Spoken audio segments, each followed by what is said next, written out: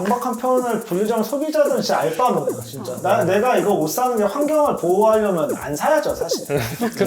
안 사는 거예요. 그냥 예쁜 옷을 사고 싶으니까 소비를 하고 백화점 라운딩을 도는 거죠. 환경을 아낄 거면 왜 백화점 라운딩을 돌아요? 안녕하세요. 새로운 시간 색다른 이야기 온큐레이션 도슨트 박성조라고 합니다. 탈도 많고 말도 많았던 패션 산업의 뒷이야기들을 얘기하는 온담패설 벌써 어느덧 9번째 시간입니다.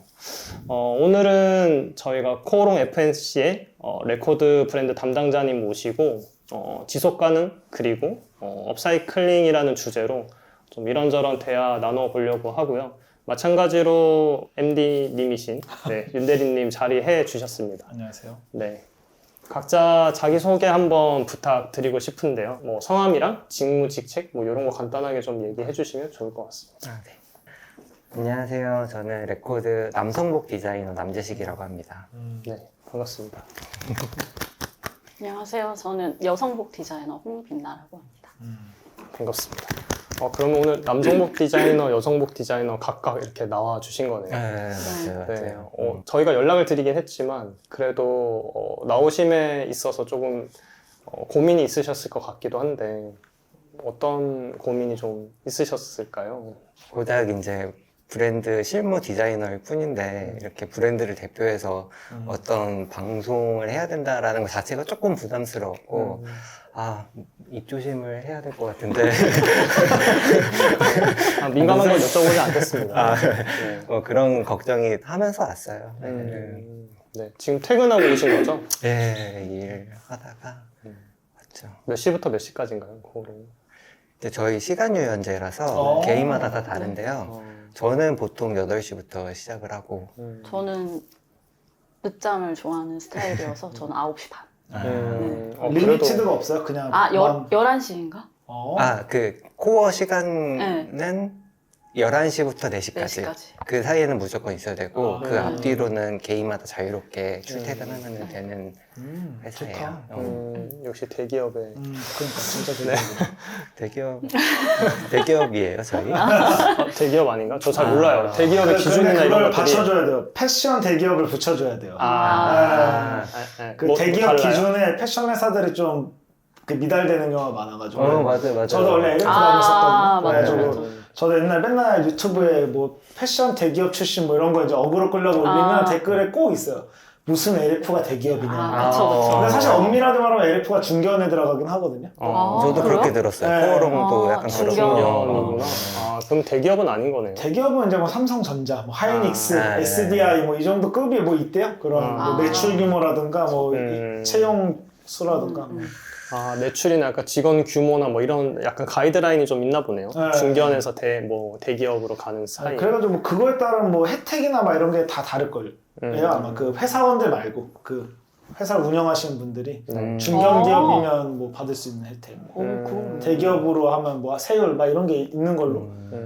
얼핏 저도 옛날에 하도 이제 사람들 댓글로 야 무슨 LF가 대기업이냐 이래서 아닌가 찾아봤더니 중견이더라. 패션 한국에 뭐 5개 기업 이런 거 안에는 드는 걸로 알고 있어요. 그 다음에 들어가죠. 삼성물산, 뭐 코오롱. 한섬, 그 다음에 신세계, 뭐 코롱 요 정도 안에는 드는데 인사팀을 위해서 패션 대기업이죠, 근데. 네, 언급을 한번 해야 될 것 같아서. 저 때는 들어가고 싶은 패션 회사 하면 이제 그때는 제일모지. 맞아. 그리고 이제 그 당시 LG 패션, 제가 LG 패션으로 들어갔나? 하여튼 그렇고, 그리고 코오롱. 그리고 이제 한섬이 뜨기 시작했었고, 한섬이 되게 라이징 회사로.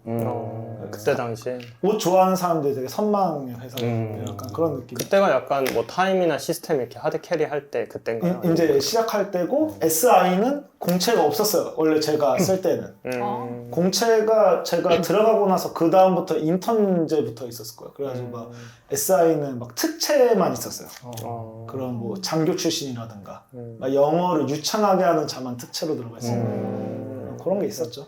업계에서. 어쨌든 사실 저도 레코드라는 브랜드가 처음 론칭할 때부터 좀 기억이 나는데 아직도 되게 생생하게 기억이 나는 것 중에 하나는 내다보고 브랜드를 론칭하셨다는 느낌이 들어가지고 좀 독보적인 어떤 부분이 있었던 것 같아요. 이런 걸 이렇게 한다고? 그때부터 조금 관심 깊게 지켜봤었었고 어떻게 보면 패션 산업의 미래 중에 하나가 아닐까라는 생각을 했었어서 사실 뭐 여기서 이렇게 말씀드리는 건 아니지만 그래도 저희가 나름 러브콜을 좀 많이 보냈었거든요. 레코드 쪽에는. 아, 그래요? 처음 듣고. 네. 왜냐면은 막 마케팅 담당이시죠? 담당을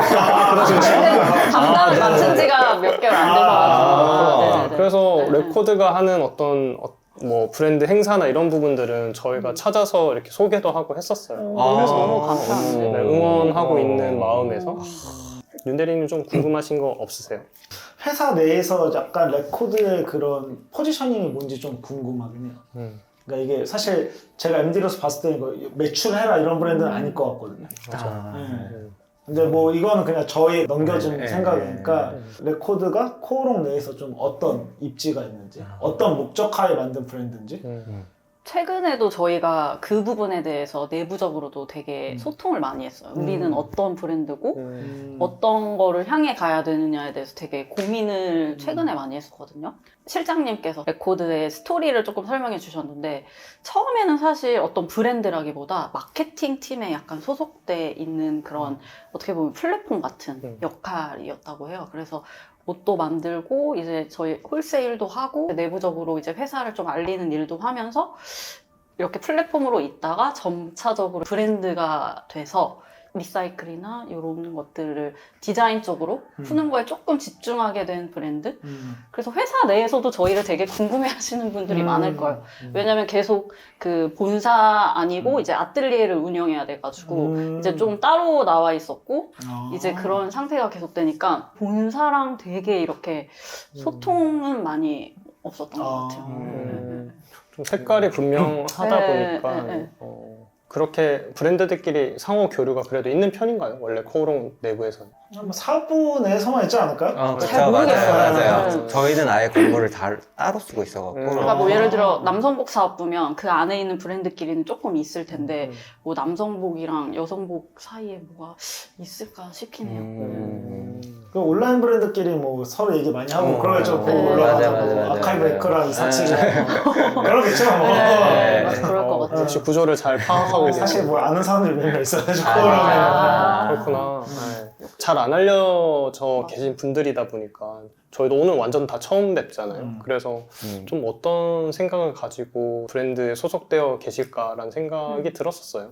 회사의 좋은 이미지와 회사 내에서 하는 저희 활동들이 좋은 영향력으로 좀 퍼지길 바라면서 저희가 일을 하고 있고 저희 브랜드 그래서 비전도 업사이클링 문화를 선도하는 하이엔드 패션 브랜드가 되는 것, 한국에서.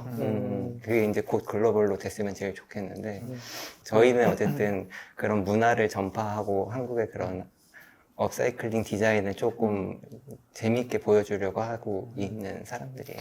그 한번 누가 입어가지고 되게 이슈가 되지 않았었나요? BTS가 입었었나요? 그죠? 맞아요. 그 UN 그 연설할 때 연설할 때. 이제 다 같이 네. 입는 거를 저는 없었는데 자료로 봤어요.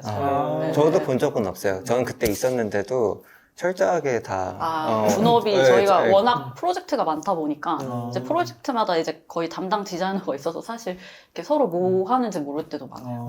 그렇구나. 네, 네, 네. 그럼 아니, 그거는 BTS가 이제 UN 그것 때문에 옷이 필요하다니까 프로젝트가 들어간 거죠? 입는 것 중에 고른 게 아니고. 예, 그거는 맞춤으로 진행을 했던 거고 맞춤임에도 불구하고 그분들은 보지는 못했어요.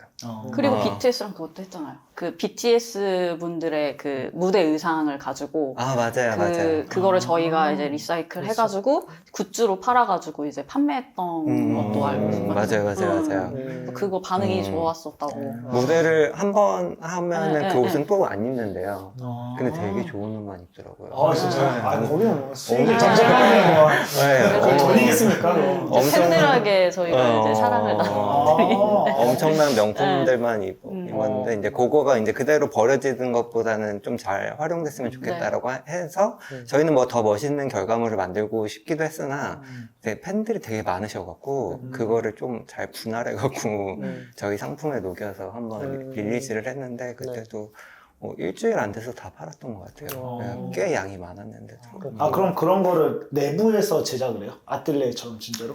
그때는 이제 가방 아이템들이었어갖고 산업 소재도 쓰거든요. 저희가 뭔가 불량으로 따로 받은 그런 에어백 소재를 가지고 그거는 이제 좀 원단처럼 활용하면서 에어백을 특징을 잘 살려는 디자인으로 가방을 많이 만들어서 파는데 그 가방에 그 분들의 옷을 좀 조각조각 잘라서 패치워크 해갖고 팔았는데 그때는 그렇게 많이 생산이 가능했었죠. 그거는 에어백 소재로 그렇구나. 개발했던 거 같아요. 자료 화면으로 이렇게 아 한번 그럴 여력이 없습니다. 여기는. 그냥 이거 들으면서 다들 쳐보세요. 잘 찾아보시면서 너무 힘들어요, 지금. 네. 레코드도 한번 검색해보세요. 네, 검색은 아마 많이 해주시지 네, 않을까. 네, 근데 네. 하나 좀 여쭤보고 싶은 게 이제 말씀해주신 걸 들어보니까 제가 좀 헷갈리는 게 그 어쨌든 리사이클은 그 있는 옷을 원재료로 만들어서 이제 다시 쓰게끔 하는 재료를 만드는 형태일 거고 아마 업사이클링은 그걸 이제 새로운 쓰임으로 디벨롭하는 걸 텐데 아까 말씀해주신 게 그럼 리사이클링을 위한 재료로 다시 만들어서 그걸 이제 가방에다가 이렇게 좀 붙이는 디자인을 한 건가요? 아니면은 업사이클링이 더 맞는 것 같아요. 네. 업사이클링을 한 거라고. 그러면 의상을 어쨌든 업사이클링해서 네네네네. 다시 이제 새로운 방식으로 보여주시는 건 거죠? 네네네네네네. 그렇구나. 네. 그러면 그 레코드는 컬렉션을 하잖아요. 정기적인 컬렉션의 옷을 만들 때 옷을 뜯어서 다시 만드는 거잖아요. 네, 그 옷은 네. 다 코오롱의 재고로만 하시는 건가요? 아니면 상관없이 그냥 하시는 건가요? 그런 좀 그 전에 아까 레코드에 전반적으로 이렇게 옷이 만들어지는 프로세스 같은 것도 좀 한번 소개해 주시면 좋을 것 같긴 하네요. 이게 다른 분들은 모르실 것 같긴 해요. 레코드라는 브랜드가 그죠. 이제 옷에 대한 재고를 예. 가지고 아예 상상이 안 되실 것 같아요. 상상이 좀 안 네, 되실 네, 수도 네. 있을 것 같아가지고 네. 한번 소개해 주시면 좋지 않을까. 레코드는 이제 코오롱 FNC라는 회사에 한 30여 개의 자사 브랜드가 있어요. 그 브랜드가 이렇게 매 시즌 새로운 신상품을 개발을 해서 판매를 시작을 하는데 백화점부터 시작해서 다양한 유통을 다니다가 이제 2년차, 3년차 되면은 아울렛으로 넘어가거든요. 아울렛 유통으로. 그 아울렛 유통까지 다 넘어가고 3년이 지나면은 이제 재고를 폐기해야 하는 뭔가 회사의 관습이 있는데 그 폐기하는 게 저희는 너무 아까워갖고 그 재고를 저희가 받아서 그 옷을 재활용을 해갖고서는 컬렉션을 만드는 거죠. 그래서 기본적으로 저희의 컬렉션은 FNC의 30여 개의 브랜드로부터 출발을 해요. 그 옷들로부터. 그러면 이제 그 재고가 회사의 어떤 공간에서 네, 맞아요. 다 쌓여 있는 것들 중에서 뭔가 보물찾기 하는 느낌인 건가요? 아니면은 직원분들 일하는 말 그대로 창고에서 저희가 뭐 박스를 뒤져서 꺼낼 때도 아 진짜요? 있고 그 리스트를 보는 게 아니고요? 리스트도 볼 때도 네, 있고 리스트도 볼 때도 보통은 있고. 이게 옷이라는 게 사진으로 보면은 이런 그죠. 예측이 안 되잖아요. 원단이라든지 그런 거 거의 직접 가서 보는 것 같아요. 아 그러면 한 스타일 수량이 하나는 아니겠네요. 그런데 재고가 되게 맞아요. 많으니까. 네, 맞아요. 이제 저희도 개발하는데 그 개발비라는 것과 에너지가 많이 쓰이다 보니까 딱 하나를 위해서 뭔가 하지는 않고요. 조금 수량이 되는 거 위주로 좀 셀렉을 해갖고 그거를 좀 중점적으로 개발을 해서 컬렉션을 매 시즌 준비를 하죠. 그러니까 이게 무슨 말이냐면 이제 리빌드 바이 니들스 막 이런 거는 빈티지로 만드니까 개체가 다 다르니까 한 스타일 한 수량인데 이런 대기업은 이제 재고가 남아 뭐 300개, 400개 이렇게 남으니까 그걸 정해서 이제 맞추면 이제 300장, 400장까지도 나올 수 있다 뭐 이거잖아요. 그냥 그 물론 300장, 400장까지는 네. 만드시는 분이 많지 않지만 맞아. 맞아요. 그래도 그 네. 조건보다는 수량이 약간 그래도 컨트롤 되는 편이에요. 쌍백장 남은 게 일하면은 안 되죠. 그러니까 누가 그렇게 일하는 거야? 남겨보셨나봐요. 300장이요? 전화기 맞춰요. 저는 좀 크게 지르는 스타일이라가지고.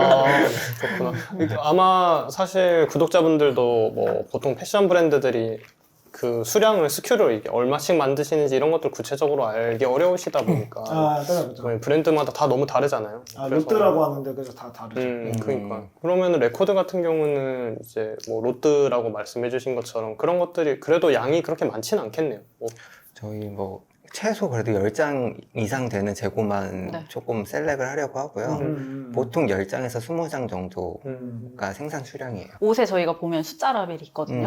그래서 아. 숫자 라벨을 보면 이렇게 있어요. 4개면 지금 4개밖에 없는 거예요. 그렇구나. 네, 그래서 이런 안 된 거. 식으로 굉장히 직관적으로 알 수 있네요. 네, 네. 그래서 저희 시그니처 라벨이 있어서 저희는 오히려 이런 그거를 마케팅이나 더- 이제 또 저희 디자인으로 표현하는 그런 부분 되게 좋네요. 네. 그 희소 가치에 대한 부분을 조금 이제 이야기해주는 부분에 대해서는 아 근데 스타일 수를 막 벌릴 수가 없겠네요. 근데 이게 이제 한정된 조건에서 크리에이티브를 시작하니까 아닌가요? 그럼에도 맞나요? 스타일 수는? 스타일 수가 매 시즌마다 정해져 있긴 해요. 남자 몇 스타일, 여자 몇 스타일. 근데 이제 저희가 일반 브랜드의 20스타일과 저희 스타일은 조금 그죠. 그 무게가 다르죠. 네, 무게가 좀 달라서 과정이 프로세스가 복잡하긴 해요. 레코드에 관련된 작업 진행 방식이나 브랜드가 이제 옷을 생산함에 있어서 이런 부분도 좀 말씀해 주셨는데 아까 윤 대리님이 물어봐 주셨던 부분이 뭐였었죠? 아 그러니까 이제 옷을 만들 때 그 재고를 보고 옷을 떠올리시는지 만든 옷을 정해놓고 재고를 찾는지 아니면 둘 다 하시는지 뭐 이런 게 좀 궁금하더라고요. 그때그때마다 막 상황 봐가면서 막 엄청 크리에이티브하게 움직이시는 건지 아니면은 뭐 나름의 어떤 계획이나 플랜을 좀 정해놓고 움직이시는지 좀 외부에서 봤었을 때는 여러 가지 브랜드 행사나 이런 것들을 개최함에 있어서 그 맥락이나 이런 것들을 내부에서 어떻게 설계하시는지도 좀 궁금하긴 하네요.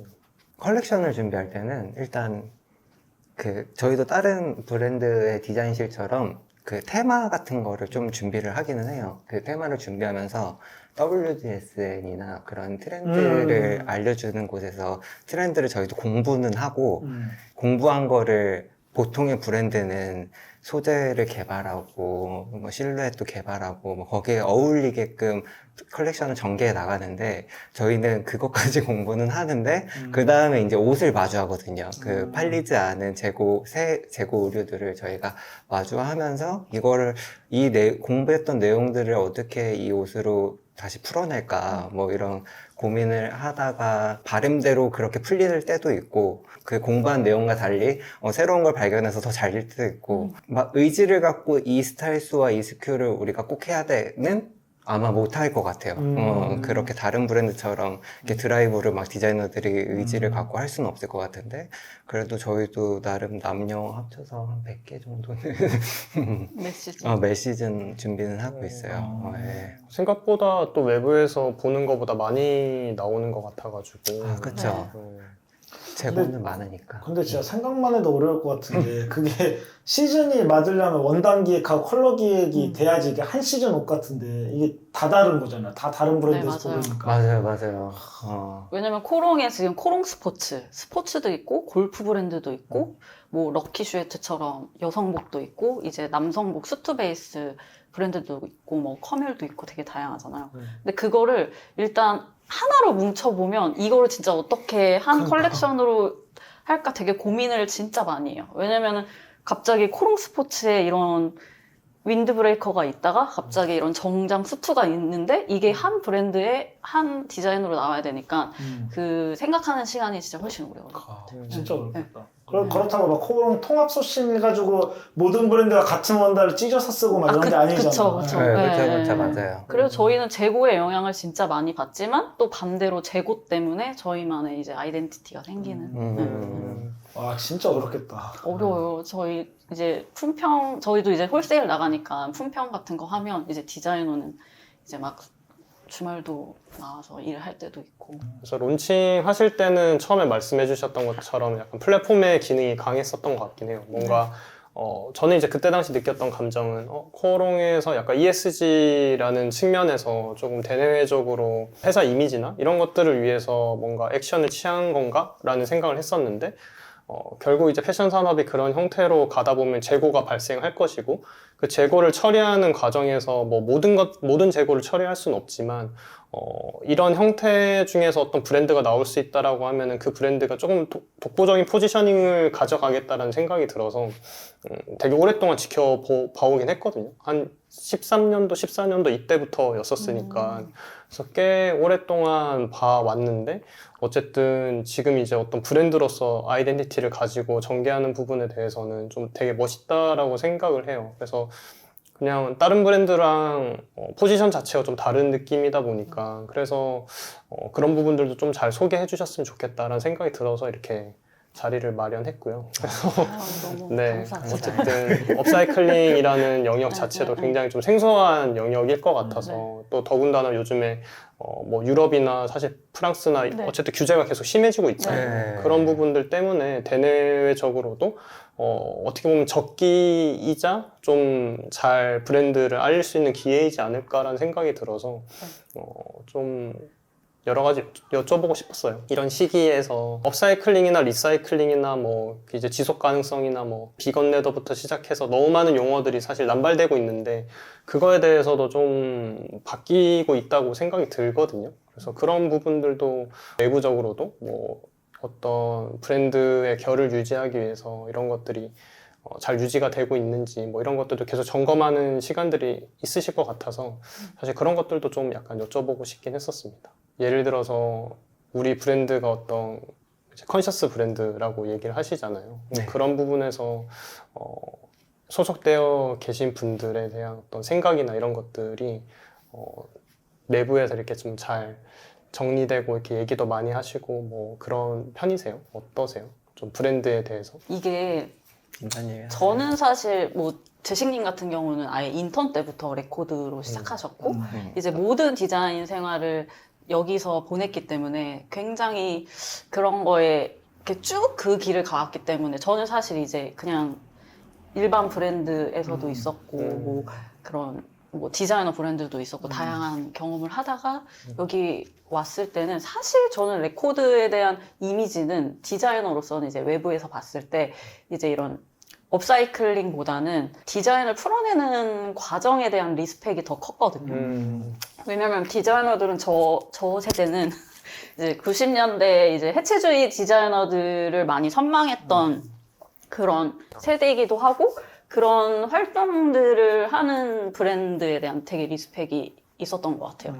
그래서 제가 여기 오면서도 되게 생각이 들었던 게 약간 업사이클링이나 이런 것들은 뭔가 착한 브랜드? 윤리적이어만 해야 되고 막 나도 막 이제 플라스틱 용기 쓰면 안 될 것 같고 약간 나의 이런 라이프까지 이곳에 맞춰야 되나 하는 의문도 있긴 있었어요.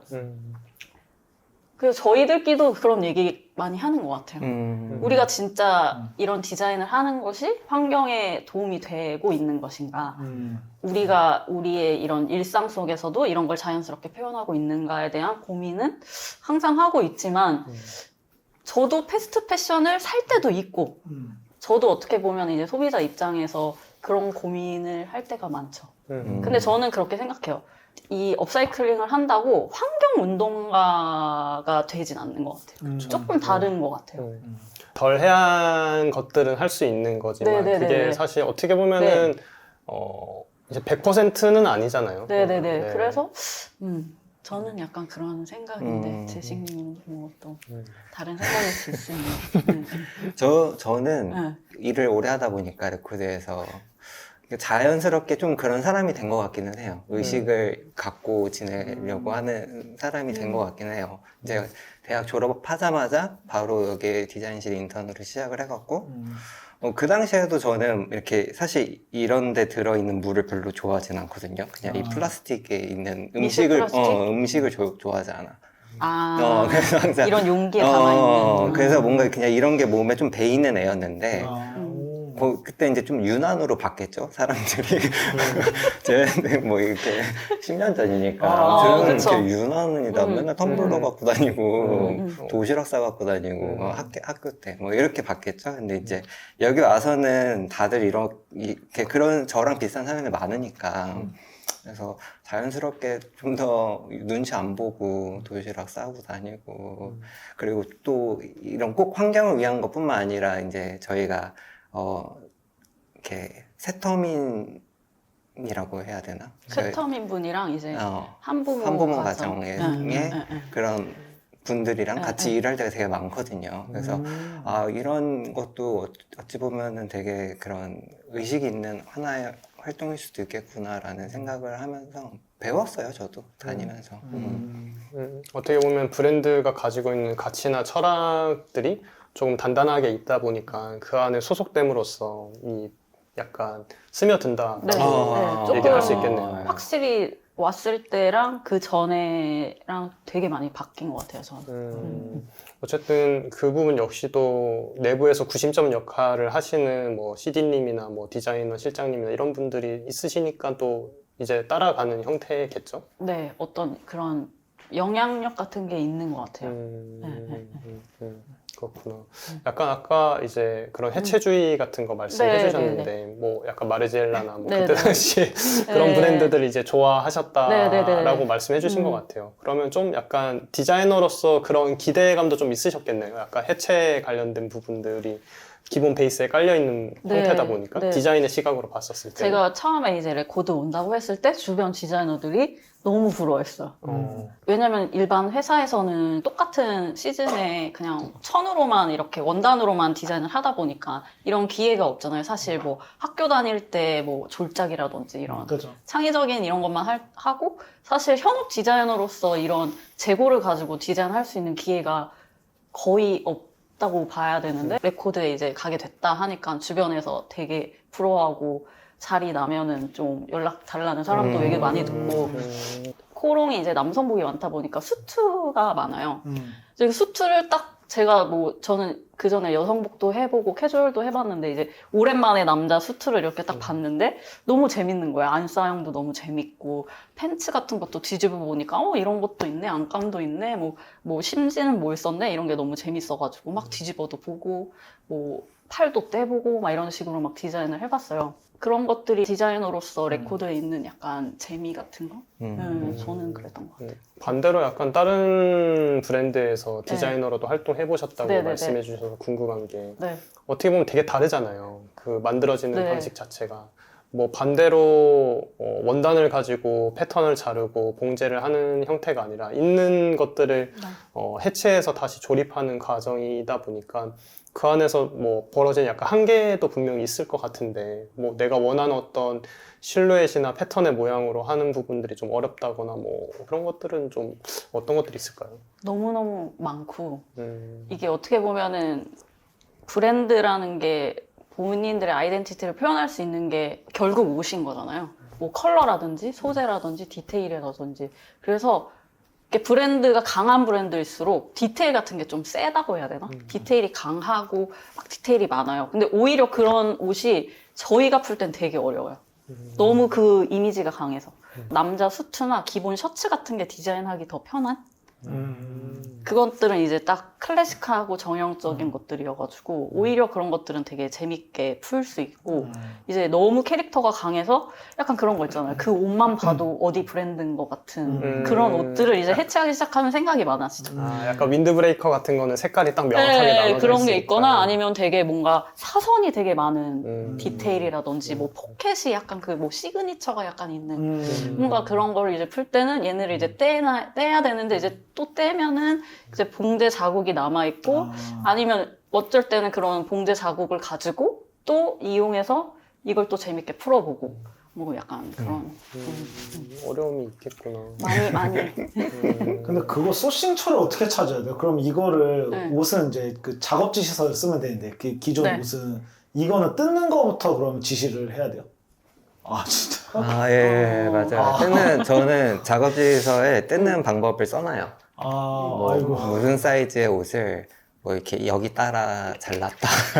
뭐 사실 이제 해체가 진짜 노동이 엄청 많이 투여되는 작업이거든요. 그렇죠. 그래서 저는 인턴 때부터 해체를 너무 많이 해갖고 지금은 해체를 하기가 싫어갖고 그냥 그 시접 1cm, 시접이라고 하면 그 옷과 옷을 연결하는 그 1cm는 그냥 없다 생각하거든요. 그 선을 따라 잘라서 쓰거든요. 그러면 근데 사실 그것만 해도 20번 하려면 20번 해야 되잖아요. 그죠. 근데 그 선이 바지는 4개가 있잖아요. 그죠. 그러면은 그것만 해도 막 100번 해야 되는 거예요, 생산하려면. 그래서 저는 그거 이제 따라서 잘라라. 뭐 이렇게 작업지서를 쓰기도 하고, 아니면 가서 바로 옆에가 아틀리에니까 가서 여기랑 해체해주세요라고 말씀을 드리기도 하고. 저희가 아틀리에가 있는데 해체 선생님이 따로 계세요. 아이고.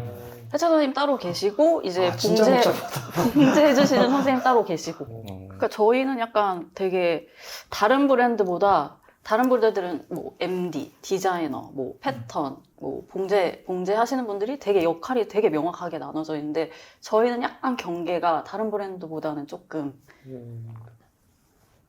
서로의 이런 업무가 약간 경계가 경계가 없는. 흐릿한? 왜냐면은 저희한테 너무 해체해 주시는 분들 너무 소중한 분들이고 봉제할 때도 이제 너무 이런 변수들이 많기 때문에 디자이너들도 항상 계속 소통해야 되기 때문에 아틀리에가 바로 옆에 있는. 어떻게 보면 커뮤니케이션이 굉장히 많이 필요한 네, 곳이네요. 맞아요. 네. 하루에도 몇 번씩 이렇게 앉아서 디자인하고 있으면 선생님들이 부르세요. 봉제 선생님들이. 이것 좀 얘기해달라 그러면 이제 또 가서 설명하고 막 이렇게 이런 식으로. MD가 있어요, 근데? 네, MD도 아, 있어요? 있어요. 네. 온라인 MD에 가까운 거죠? 영업 MD에 가까운 거죠? 상품기 기획. MD예요? 아, 진짜? 상품기. 둘이나 있어요. 아, 그래요? 아, 지금 이런 프로세스에서 MD가 어떤 역할을 해야 될지 제가 감이 안 잡혀가지고. 조금 다른 브랜드랑은 진짜 다른 것 같아요. MD 역할이. 그래서 시즌 생산 금액 정말, 생산 금액은 또 어떻게 측정하죠? 그런 것도 다 해요. 아, 저희도. 해요? 네. 왜냐면 계속 쌓았던 데이터가 있으니까 아. 뭐 자켓의 이 디자인 정도는 이 정도 나오고 구성해줘야 된다. 네, 그런 거 구성해 주시고 같이 재고도 보고 이 재고로 뭐 어떤 아이템이 나왔으면 좋겠다 이런 것까지 생각하시고 어떻게 보면 약간 MD분들도 디자이너에 대한 아이디어를 저희한테 많이 주시는 편이죠. 네, 네. 근데 이게 되게 뭔가 되게 모순적인 게 어떻게 보면은 디자이너 입장으로서는 잘 팔리고 사람들이 좋아하는 옷을 만들어서 재고를 줄이는 게 제일 좋은 방법이긴 한데 그 재고로 저희가 만드는 게 어떻게 보면은 약간 또 좋은 방법은 아닌 거죠. 그러니까 재고를 이제 산업에서 줄여야 되는 게 첫 번째고 그 재고를 가지고 저희가 하긴 하지만 되게 뭔가 이런 뭐 ESG라는 것도 다양한 방법이 있을 수 있는 것 같긴 해요. 꼭 뭐 재고를 가지고 만들다기보다. 말씀하신 것처럼 그 리사이클 원단 있잖아요. 그런 거는 안 쓰시는 저희 거예요? 그것도 써요. 그것도 쓰시고. 네. 그런 것도 쓰고 이제 회사 내에서 나오는 재고 같은 것도 쓰고 이번에는 이제 어떤 식으로 접근해 보려고 하냐면 한정적이니까 소재 업체에서 남는 재고를 우리가 받아서 한번 써보자 해서 땡원단. 네, 그래서 오늘 미팅했어요. 오늘. 네, 네, 네. 요즘 업계 트렌드죠, 땡원단. 아 그래요? 땡원단으로 써요. 그렇다고 하더라고요. 네. 지금 약간 패션 시장이 안 좋아져서 수량이 워낙 적다 보니까 맞아요. 이제 수량이 적은 원단들을 많이 쓴다고 하더라고요. 희소성으로 좀 가고 있는 느낌이기도 하네요. 네.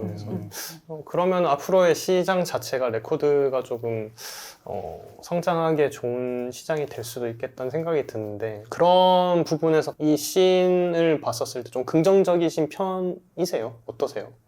한동안 뭐 그런 것들 되게 많았잖아요. 뭐 그 키워드가 남발되다 보니까 그린워싱에 관련된 부분들도 좀 많이 얘기가 됐었었고 이제 너도 나도 뭔가 액션을 취하기도 전에 그냥 단어부터 갖다 쓰는 형태가 되다 보니까 그거에 대한 진정성이나 이런 것들이 좀 많이 감가됐단 말이죠. 근데 그런 와중에도 레코드는 꾸준히 자기 길을 가고 있긴 하니까 분명히 어떤 지점에서 뭔가를 보고 가고 있다라고 생각이 들긴 하거든요. 그래서 내부적으로 앞으로 이 산업군을 봤었을 때 계속 이렇게 성장에 대한 가능성도 좀 보시는지. 그래서 그냥 심플하게 이 리사이클이라는 그 시장이 패션 내에서 좀 성장할 거라고 보세요.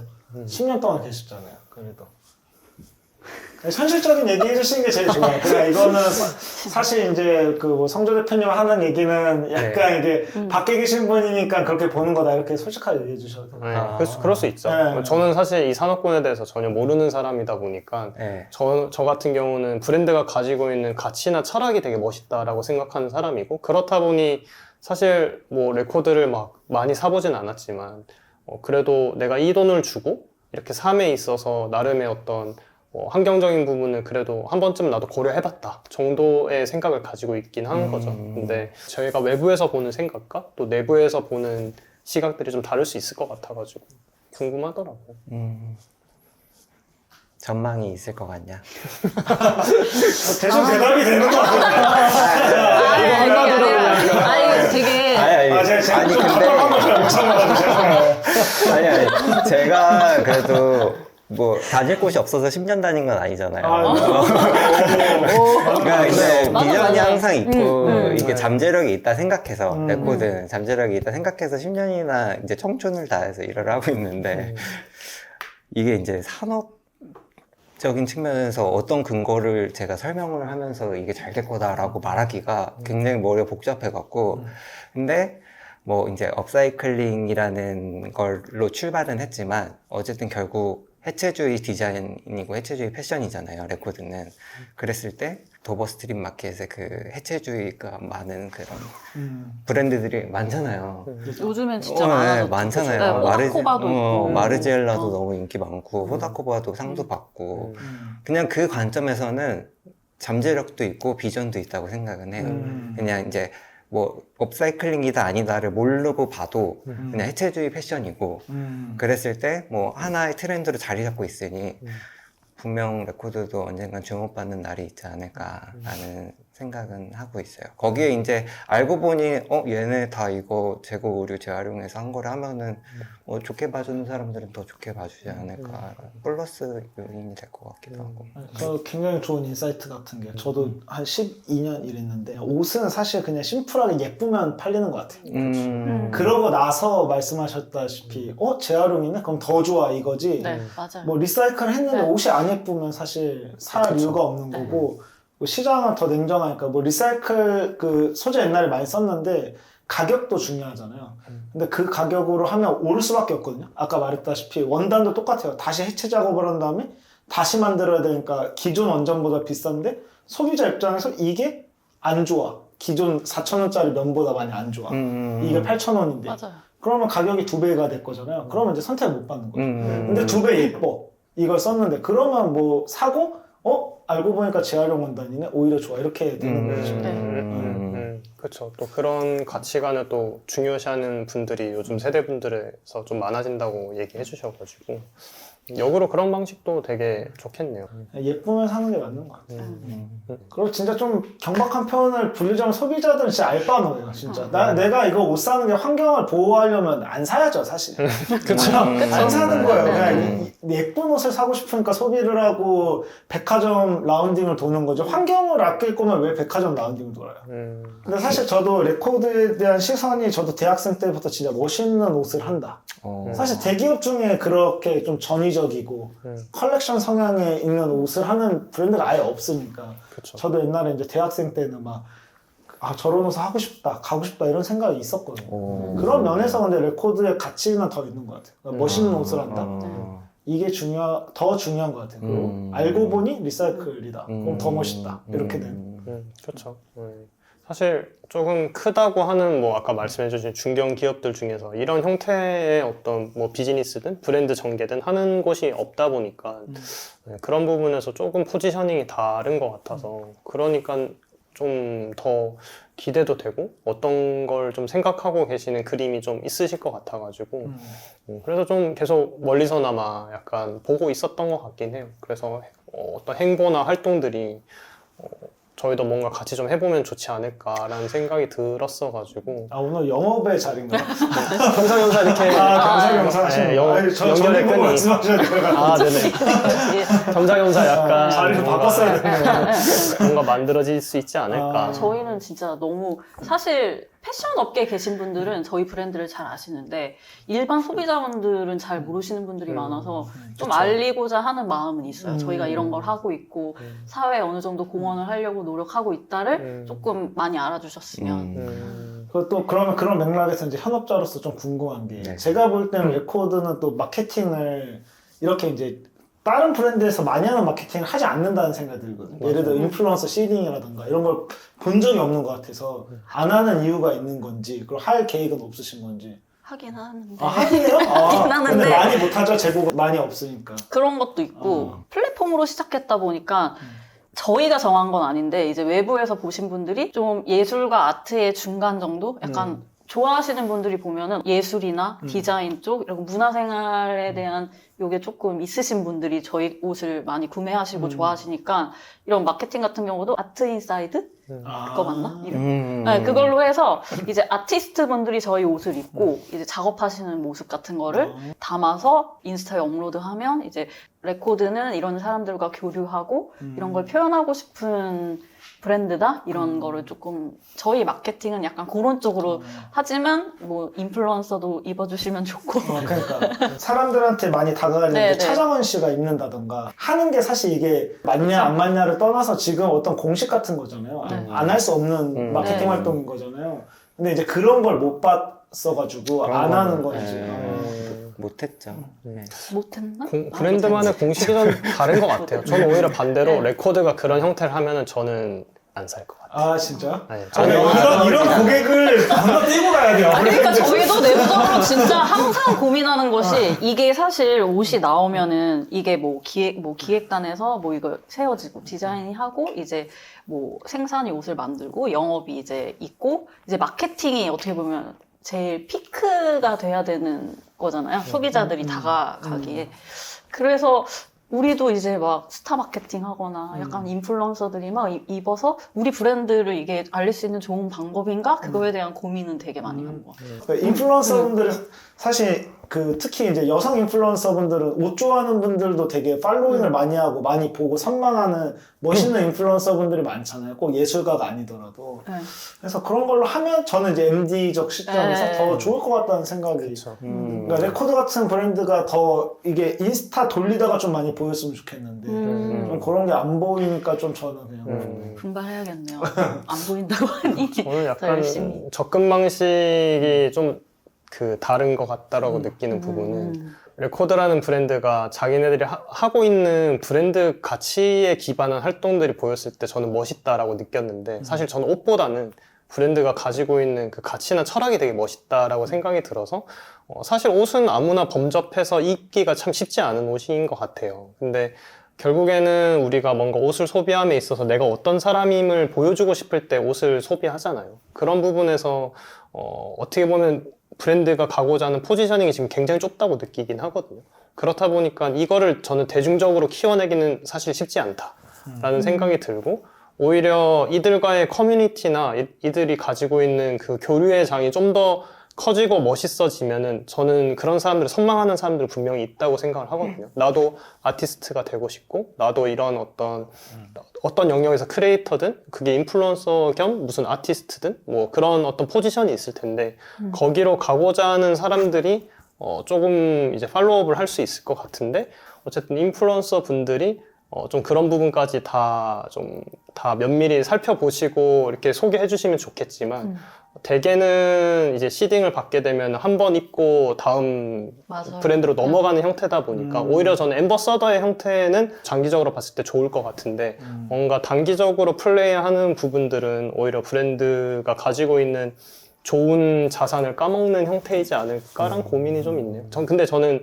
약간 인플루언서 분들의 시장이나 이런 것들 별로 좋아하는 사람은 아니어서 좀 그렇게 얘기하는 걸 수도 있지만 네, 저는 좀 굉장히 꼰대요.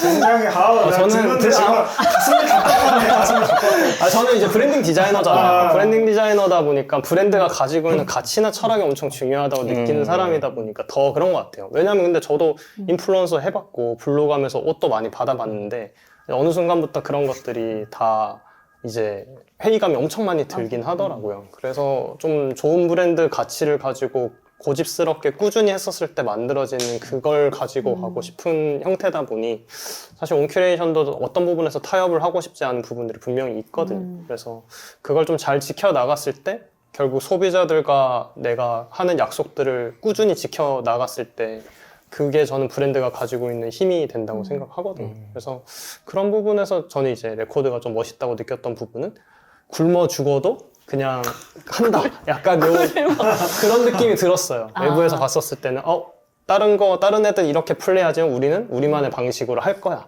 라는 게 좀 보여서 그래서 조금 저는 오히려 더 멋있게 느꼈던 것 같아요.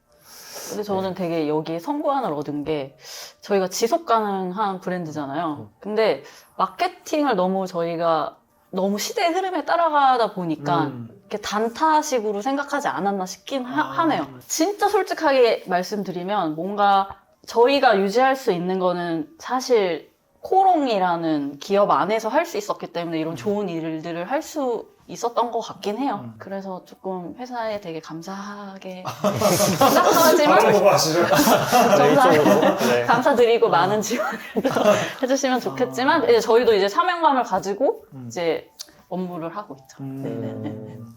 업사이클링을 이제 내부에서 보통 이제 진행을 하실 때 이건 해야 된다, 뭐 이건 안 해야 된다, 약간 기준 같은 게 좀 있으세요? 좀 너무 많은 옷들을 보실 테니까 아 이건 안 된다, 이건 된다, 약간 이런 것도 있으실 것 같긴 한데 좀 그런 것들이 궁금하긴 하네요. 저는 이제 개인적으로 디자이너로서는 이렇게 선택지가 많잖아요. 재고가 막 30여 개 브랜드에서 막 내려오니까는. 그랬을 때 딱 봤을 때 비싼 옷은 꼭 해요. 아 이거 소재 진짜 좋은 거고 뭐 이거 대충 알잖아요. 이제 알죠. 하다 보면 와 이거 소재 이걸로 이걸 만들었는데 이 값이야 뭐 하면 뭐 이런 거는 수량이 적든 많든 무조건 해요. 뭐 2장이 있던 5장이 있던 뭐 20장까지 남지도 않아요. 그거는 MD가 되게 잘했나 봐요. 이거를 계획해서 생산을 잘하고 잘 이제 팔았나 봐요. 끝까지. 자기들끼리 사는 거죠. 이거 뭔데 얼마짜리인데 이거 살아 이거. 그래서 그거는 꼭 하고 이거랑 같은 기준으로 밀리다 보면은 다이마루나 좀 저희가 이제 판매할 수 있는 가격대가 있다 보니까 그 가격대에 맞지 않은 아이템은 조금 이렇게 뒤로 빼기는 해요. 원단이 그 가격대에 맞지 않게 그쵸. 고급스럽지 않은 것들은 뭐 다이마루나 쭈리나 말씀하신 그런 스웨셔츠 같은 거에는 저희가 이제 뭐 수량이 적으니까 사실 공임은 올라갈 수밖에 없고 그거를 한번 저희 업사이클링 공정을 겪고 나면은 가격이 이렇게 좀 높아지는데 아 이거 이 아이템은 이 가격 주고는 안 사 하는 거는 거 같은 거는 아예 좀 이렇게 뒤로 미루죠. 심플하게 그러면 그런 다이마루들 같은 걸 그냥 해체해서 기본 또 스웨트를 만들 수는 있잖아요. 물론 이제 해체가 들어가겠지만 그런 거는 한 적이 없는 건지 했는데 잘 안 됐던 건지 좀 궁금해요. 디자이너 이제 어떻게 보면 취향 이런 그런 측면인 거고 저희는 기본적으로 안 할 수는 없어요. 저지나 뭐 니트, 스웨터 뭐 다 하기 때문에 그거는 이제 그냥 필수적으로. 근데 그건 재고 원단으로. 재고. 그 업체 다이마루 업체 남은 원단으로 한번 그 남은 원단이랑 어떨 때는 이런 아이보리였는데 염색을 아예 안 한 생지 원단 이렇게 모카 씨 있는 그런 생지 원단을 어떤 발수 가공도 하나도 안 하고 그 물 그런 세탁 가공도 하나도 안 하고 그거 그대로 쓴 적도 있고. 네, 예를 들어 재고인데 비건 레더예요. 그런 거 사용하는지나 가죽이야. 근데 이런 건 또 약간 환경적인 측면에서 좀 그 못 쓸 것 같은 기준이 있는 건지 그런 건 상관없는 건지 가죽도 쓰시는지. 쓰시죠. 네. 근데 어쨌든 재고로 나온 거니까. 그쵸. 네. 재고 만들기지만 네. 재고로 네. 업사이클링 하는 네. 거니까 네. 저도 써도 된다고 생각해요. 저희 작년에 그 럭셔리 브랜드에서도 가죽 의류를 되게 많이 주셔갖고 이거 저희한테 저희 믿고 이렇게 해달라고 새롭게 이렇게 해달라고 해서 한번 받아서 컬렉션 한 적도 있고. 외부에서도 이렇게 주시기도 하나요? 이런 재고나 이런 것들을. 네, 협업으로 보통 네. 다가가긴 하는데 이 럭셔리 브랜드에서는 그것까진 바라진 않았고 그냥 뭔가 또 소각 위기에 처했던 재고를 버리기 아쉬우니 저희한테 한번 의뢰를 주셔서 이거를 새롭게 한번 보여줬으면 좋겠다라고 해서 그런 거는. 최근에 거고 이제 저희가 옛날에 20년도에 나이키랑 협업했을 때는 나이키 저희가 원래 이태원에 매장이 있었거든요. 네, 그때 나이키 분들이 그 한남동 시장 조사하시다가 저희 매장 한번 오시고 그때 여기한테 이 재고 줘서 뭐 했으면 좋겠다라는 그런 걸로 협업이 진행이 돼갖고 그때도 한번 저희가 나이키 물류창고 가서 그 불량이나 그렇게 이슈 있어갖고선 폐기되는 것들만 박스 까지게 해갖고서는 받아서 오고 그걸로 또 협업 한번 하고 이렇게 한 번씩 이렇게 라코스테도 있었고 리바이스도 있었고 이렇게 이런 협업은 있었어요. 재료를 기준으로 찾아오시는 협업이 있었어요. 저도 나이키 협업이 좀 기억에 남는 것 중에 하나였었던 것 같아요. 제일 반응이 좋았고 걸로 알고 있고 판매도 잘 됐던 걸로. 네, 그때 네, 판매 네. 잘 됐었어요. 네. 그리고 지금 사실 유럽에서 지금 이제 재고를 폐기 못하는 법이 그쵸. 아, 곧- 됐죠. 네, 뭐 올해부터 뭐 자세히 그건 모르겠지만 럭셔리 브랜드들이 이제 브랜드의 이런 아이덴티티나 가치 때문에 이거를 아울렛으로 보내지도 않고 그거를 폐기하잖아요. 시즌 환경적인 측면에서 유럽에서는 그게 이제 금지가 되면서 이제 럭셔리 브랜드들의 약간 과제가 됐대요. 그 재고들을 맞아요. 어떻게 처리할 것인가. 그래서 럭셔리 브랜드 한국 분들이 레코드라는 브랜드가 있는 걸 아셔가지고 이제 저희 쪽에 먼저 제안을 주셔서 받아서 이제 조금씩 이제 프로젝트를 하고 있는 그렇죠. 그런 좋은 예들이 많아가지고 더 뭐 기존에 뭐 있는 브랜드 분들이 뭔가 본인들의 재고를 가지고 뭐 저희랑 같이 협업을 한다던가 그런 식으로 있으면 언제든지 연락 주시면 재밌게 해볼 수 있을 것 같아요. 진짜 프로젝트가 어마어마하시겠네요, 진짜. 네, 오늘도 하고 왔잖아요. 오늘도 하고 그 왔죠. 디자이너가 몇 명이에요? 레코드는? 저희 5명. 와, 진짜요? 네, 실장님 합치면 6명. 디자이너 합치면 6명. 네. 규모가 큰 거예요? 작은 거예요? 전 잘 몰라서. 아니, 이렇게 복잡하고 프로젝트가 많은데 5명이면 적은 거죠. 뭐 스큐가 얼마나 되는지 모르지만 어쨌든 듣기만 해도 더 많아야 될 것 같긴 한데. 야근이 좀 많으신 아, 편이세요? 그 품평 시즌 그리고 그때는 프로젝트 있는 시즌에는 이게 디자인이라는 거는 이렇게 시간이 네, 많이 시간이 들어가는 뭐 이렇게 작업이죠. 딱 정해져 있지 않기 때문에 내가 한 만큼 좋은 옷이 나오니까 이게 계속 늦게 퇴근이 되는 것 같아요. 바쁠 때는 또 이제 괜찮을 때는 또 그러니까요. 하시는 업무들이 막 엄청 네. 많을 것 같다는 네. 생각이 들어가지고. 그렇구나. 근데 사실 이게 약간 좀 어떻게 보면 재고를 저희한테 그냥 넘겨주시기다 그거보다는 같이 맞아요. 뭔가를 하는 게 저희는 의의가 있어서 가끔 조금 착각하시는 분들은 약간 이렇게 재고만 주고 우리가 뭔가를 해결하겠지 그런 것도 뭐 있을 수 있겠지만 더 뜻이 깊은 것은 어떻게 보면 콜라보라는 의미로 같이 이렇게 하면 더 좋죠. 그쵸. 뭐 그러면 네. 근데 오히려 약간 반대로 여쭤보고 싶은 게 브랜드에서 뭔가 협업을 하고 싶어 하시는데 내부에서 나름 어떤 브랜드를 선별하는 어떤 기준이나 이런 것들이 있으세요? 아니면은 우리가 그냥 모든 브랜드들이 다 재고로 이렇게 협업을 하자고 하면은 다 열려 있다. 이건 또 아니실 것 같아가지고.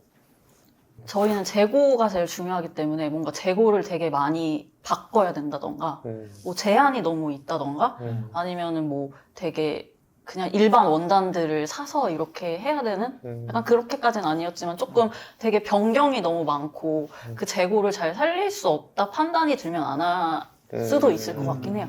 그래도 그 재고의 그 상태를 잘 유지하면서 이제 저희가 업그레이드를 해야 되는데 그게 어려울 경우. 협업 같은 것들을 진행을 하시잖아요. 네. 그러면 아까 잠깐 매출에 관련해서 얘기해 주셨는데 그 협업에 대한 결과 역시도 매출만 보시나요? 아니면 내부적으로 우리가 그래도 이 프로젝트 하면서 이런 나름의 평가를 통해 피드백을 진행을 하시는지도 좀 궁금하네요. 매출 그 결과에 대해서 약간 사실 냉정하게 생각하면 뭔가 어떤 뭐 콜라보라든지 뭐 이런 협업이라든지 이런 거는 사실 숫자로 결과가 제일 먼저죠. 1번은. 저희도 나름 월급을 받고 노동을 하고 어떤 거를 이제 저희가 디자인하는 게 뭐 전시하려고 하는 게 아니라 누군가가 입기 위해서 디자인을 하는 거기 때문에 누군가 사줬으면 하는 그런 바람이 좀 있는 거죠. 왜냐면 그걸 삼으로써 저희 브랜드도 많이 알려지고 그런 건데 이제 조금 저희가 이제 열심히 한 거에 비해 이제 그게 좀 적을거나 이런 거에 저희도 예민하게 반응은 하죠. 옷은 결국 팔리고 입어야 그렇죠. 된다고 생각하기 때문에 이게 중요한 것 같긴 해요. 네. 진짜 어렵다. 한때 그 지속 가능성이라는 키워드가 엄청 유행으로 왔을 때 뭐 예를 들면 생수 회사가 뭐 이런 거를 같이 협업을 하자 뭐 이런 제안이 되게 많이 들어왔거든요. 근데 이제 이런 일회용품을 더 많이 팔기 위한 협업은 그때는 다 고사했던 것 같아요. 예, 그때는 다 고사했던 것 같아요. 주객이 전도된 형태니까. 예, 이걸 더 많이 팔기 위해서 우리랑 뭐 협업을 한다라는 거는 좀 저희도 이상하다 생각이 들어왔고 그때는 많이 고사를 했었죠. 진짜 내부에 계신 분들이 머리가 엄청 복잡하실 것 같은 생각이 드네요. 업사이클 하는 거긴 하지만 그 안에서도 또 불량이 나올 수 있는 확률이 좀 높긴 너무 하겠네요. 많아요. 맞아요. 그게 진짜, 그거 진짜. 그게 좀 심각한 것 같아요. 같은 옷이면은, 같은 20벌이 같은 사이즈면은 같아야 되잖아요. 안 같아요. 생산할 때 그렇게 우리를 찾는 거예요, 선생님들이. 이거 다르다. 그러니까 해체를 뭐 시접까지 다 쓴다 해서 이거를 막 다 해체를 깨끗이 했는데, 뭐 95는 95가 그럼 같아야 되는데, 이게 안 같은 거죠. 그러니까 공장에서 대량으로 막 생산을 하다 보니까, 이게 이제 서로도 달라지고, 뭐 조금 조금 더 받고 하면은 뭐 이게 막 1cm, 2cm 차이 나는 게, 이제 저희는 이렇게 또 이제 이슈가 돼갖고선 가서 해결을 하고, 막 이게 이렇게. 변수가 진짜 많을 것 같다는 네, 생각이 진짜 들어요. 그리고 많아요. 그런 것도 있잖아요. 소비자가 이 업사이클을 어떻게 받아들이냐에 대한 그 불량률도 되게 많아가지고 저희는 어떻게 보면 이거를 업사이클이 만들어지는 이런 흔적이라고 표현하거든요. 과정. 그래서 저희는 그런 걸 과정을 되게 디자인에 많이 녹이려고 하는데 그거를 이제 일반 소비자들은 그냥 그런 인식 없이 이제 불량이다. 나는 이제 새 옷을 산 거니까 이제 이렇게 받아서 보시면 특히 온라인에서 이제 받아서 이제 옷이 예쁘니까 이제 구매하시면 딱 봤을 때 뭔가 누군가가 이렇게 뭔가 입었던 흔적이 느껴진다. 입은 건 아니지만 뭔가 이런 재고 특유의 뭐 그 데끼라고 하거든요. 이렇게 올 풀려 있는 거. 그것 때문에도 약간 조금 아 이거 뭐 잘못된 거 아니냐, 불량이냐 이런 게 가끔 있어요. 네. 한국 시장에서 데끼는 언제쯤 이해를 받을 수 있을까요? 아 데끼.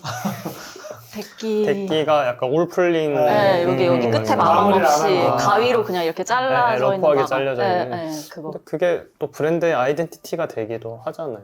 저희는 데끼 없는 옷은 별로 없는 것 같은데 자연스럽게 되는 것 같아요. 그게. 유독 그 기준이 좀 까다롭긴 하신 것 같아요. 그런 뭐 부분에서. 한국 시장 특유의 특성이 있죠. 깔끔함을 엄청 네. 선호하는. 그거는 뭐 시장 특성이니까. 시장이 안 좋긴 하지만 그래도 저는 좋은 쪽으로 흘러가고 있는 것 중에 하나는 확실히 뭐랄까 같이 소비하시는 분들도 좀 많아지고 있다라는 생각이 들어요. 아, 그럼요. 옛날보다는. 그래서 막 디자인 용어에서는 항상 제가 맨날 거론하는 것 중에 하나가 자아 표현적 편익이라고 얘기를 많이 하는데 사실 프라이탁도 그걸 구매하면서 여러 편익들이 존재하잖아요. 뭐 어쨌든 트럭 방수천을 가지고 단 하나의 제품이 만들어지는 게 그들의 어떤 감성적인 부분이고 그걸 구매함으로써 내가 이런 환경적인 부분에 의식 있는 사람이다라는 거 보여주고 싶은 게 이제 외부에서 보여지는 어떤 편익에 관련된 부분이다 보니까 점점 그런 부분에 대해서 레코드라는 브랜드를 구매하는 사람들은 내가 어떤 사람으로 인식되기를 원하고 전 그게 이제 단순하게 아티스트는 아니었으면 좋겠다는 생각을 하거든요. 그거보다는 좀 더 내가 의식 있는 사람이고 내가 이런 부분까지 고민하고 있는 사람이기 때문에 난 이 정도 비용을 지불하고 이런 옷을 나는 구매하는 사람이야 라고 보여지는 시대가 올 거라고 생각을 해요. 그래서 뭐 요즘 막 뉴스 같은 거나 뭐 마케팅 트렌드 이런 거 보면 젊은 세대분들이 그런 어떤 가치 소비를 하는 사람들이 뭐 많아지고 있다라고는 얘기는 하는데 저는 뭐 저한테 체감이 되지는 않아서 잘 모르겠긴 하지만 그래도 옛날보다는 브랜드에 대해서 이야기나 서사를 조금 찾으시는 분들이 점점 더 많이 생기고 있지 않나라는 생각이 들어서 조금 그런 부분들을 잘 알려줄 수 있는 어떤 형태의 뭐 미디어가 됐든 아니면 어떤 앰버서더가 됐든 누군가가 됐든 같이 뭔가를 해볼 수 있으면 저는 좋겠다라는 생각이 들어요. 그런 부분에서 저희도 되게 관심 깊게 지켜보고 있었던 부분이고 같이 뭔가 모르겠어요. 결이 맞을지 안 맞을지는 같이 협업을 해봐야 되겠지만 그런 부분에서 저희는 공감대가 좀 있다고 약간 생각이 들었고 그래서 이제 좀 궁금했었죠. 그래서 어떻게 보면 사실 굉장히 쉽지 않은 자리셨을 텐데 어쨌든 또 이렇게 흔쾌히 이야기 해주셔서 감사합니다. 전 시상식은 아닌데 너무 디자이너의 노고만 이렇게 얘기된 것 같아서 왜냐면 또 MD분들이나 생산이나 뭐 영업이나 뭐 BM님, 실장님 다 고민도 많이 하시거든요. 그래서 그런 게 그러니까요. 좀 그런 부분들도 좀 말씀해 주세요. 그러면. MD분들은 일단 그런 숫자적인 거에 있어서 한계가 많이 있기 때문에 이제 MD라는 거는 어떻게 보면 그 물건을 잘 팔기 위해서 구조를 잘 짜고 해야 되는 분들인데 그게 되게 힘들잖아요.